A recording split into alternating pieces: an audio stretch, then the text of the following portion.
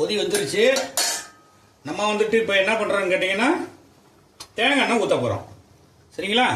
தேங்காய் எண்ணெய் நான் அப்பயே சொல்லியிருக்கேன், இந்த க்ரீன் சிக்னல் இருந்துச்சுன்னா எந்த தேங்காய் எண்ணெயும் யூஸ் பண்ணிக்கலாம். நீங்கள் ஆர்சிஎம்ல நம்மகிட்ட இருக்குது. சரிங்களா? கரெக்டாக ஒரு 5 நிமிஷம் மீனை வந்து வேகிறதுக்கு வச்சாச்சு. ஏன்னா அதுக்கு மேலே வச்சா மீன் உடஞ்சிரும். சரிங்களா? இப்போ ஸ்டவ்வை வந்து அமர்த்துறதுக்கு முன்னாடி ஓகே, நல்லா வந்து ஸ்டவ்வை அமர்த்திடுவோம்.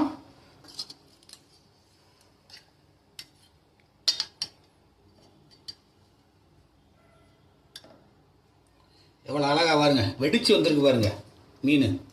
இப்படி இந்த மாதிரி வெடிச்சு வந்தாத்தான் வெந்திருக்குனுங்கிறது தெரிஞ்சுக்க முடியும். நம்ம எப்படி இருக்குன்னு சாப்பிட்டு பார்த்துருவோம். நாகர்கோயிலில் இந்த மாதிரி தான் பண்ணுவாங்க சூப்பராக.